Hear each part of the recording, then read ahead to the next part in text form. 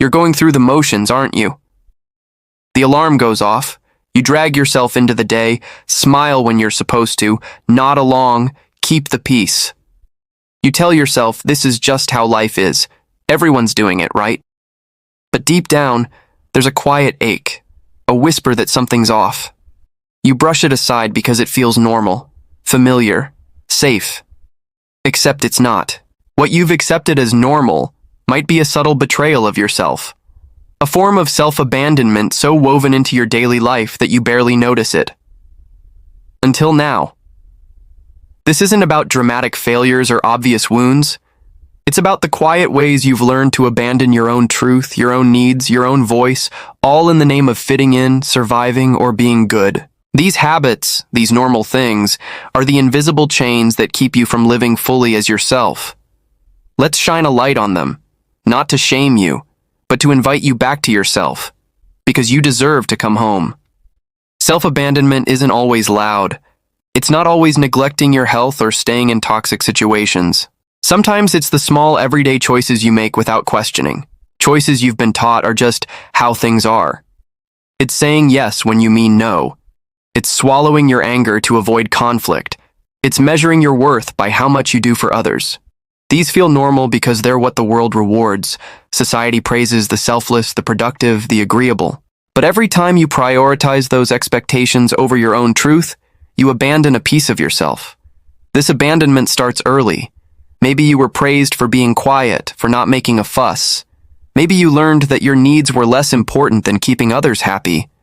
Over time, these lessons become reflexes, so automatic you don't even see them as choices anymore. They're just normal. But normal doesn't mean healthy. Normal doesn't mean true. Let's unravel some of these patterns, the ones you might not even realize are dimming your light, things you think are normal, but aren't. 1. Ignoring your body's signals. You push through exhaustion because everyone's tired. You ignore that knot in your stomach before saying yes to another commitment. You tell yourself hunger, stress, or that vague sense of unease can wait. This feels normal. Life is busy after all. But your body is your first truth teller. It's the vessel of your intuition, your emotions, your needs. When you override its signals, you're abandoning your most primal connection to yourself. Why it's self-abandonment? Your body isn't a machine to be ignored. It's a partner in your existence. Dismissing its whispers, whether it's fatigue, tension, or a quiet no, is dismissing your own truth. Over time, this disconnection leaves you estranged from your own needs, running on empty while pretending it's fine. What to do instead? Pause. Listen. When your body tenses, aches, or resists, ask it what it's trying to tell you. It's not weakness to rest, to say no, to honor what you feel. It's courage. 2. People-pleasing as a default. You say yes to avoid disappointing someone. You soften your opinions to keep the peace. You apologize when you've done nothing wrong, just to smooth things over. This feels normal. Being kind, being accommodating, being likable. But every time you prioritize someone else's comfort over your own truth, you chip away at your authenticity. Why it's self-abandonment? People-pleasing is a survival strategy, not a personality trait. It's rooted in the fear that your true self, your boundaries, your desires, your no, isn't worthy of love or respect. By always putting others first, you're saying your needs don't matter. That's not kindness. It's erasure. What to do instead? Practice small acts of truth. Say, let me think about it instead of an automatic yes. Voice a gentle disagreement. Notice how it feels to honor yourself, even if it's uncomfortable at first. You're not here to be everyone's mirror. You're here to be you. 3. Defining yourself by what you do. Your job, your achievements, your to-do list, these are the yardsticks you use to measure your worth. You feel proud when you're productive, ashamed when you're not. This is normal in a world that glorifies hustle, where, what do you do, is the first question we ask. But tying your value to your output is a trap. Why it's self-abandonment? You are not your accomplishments. When you let your worth hinge on what you do rather than who you are, you abandon the parts of you that can't be quantified. Your curiosity, your joy, your quiet moments of being. You become a performer, not a person. What to do instead? Rest without guilt. Celebrate who you are in moments of stillness, your thoughts, your quirks, your presence. Ask yourself, if I did nothing today, would I still be enough? The answer is yes. Live into that truth. 4. Suppressing messy emotions. You smile through sadness because no one wants to hear it. You bury anger because it's unproductive. You tell yourself to get over fear or shame because they're inconvenient. This feels normal. Emotions are messy, and the world prefers tidy. But emotions are the language of your soul, and silencing them is silencing yourself. Why it's self-abandonment.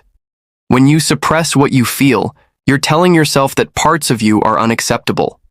You're splitting yourself into good and bad, hiding the messy human parts that make you whole. This creates a fracture, a sense of being at war with yourself. What to do instead? Let yourself feel. Name the emotion, anger, grief, fear, without judgment. Sit with it, not to wallow, but to understand what it's teaching you.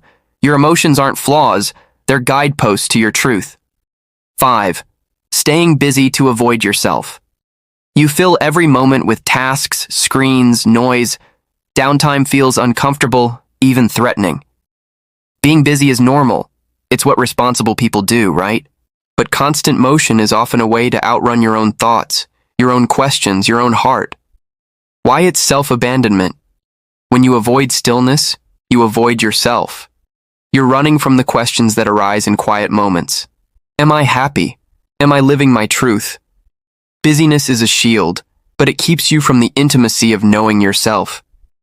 What to do instead? Embrace small pockets of stillness. A 5-minute pause without your phone. A walk where you let your thoughts wander. Ask yourself, what am I avoiding? The answers might scare you, but they'll also set you free. The courage to come home.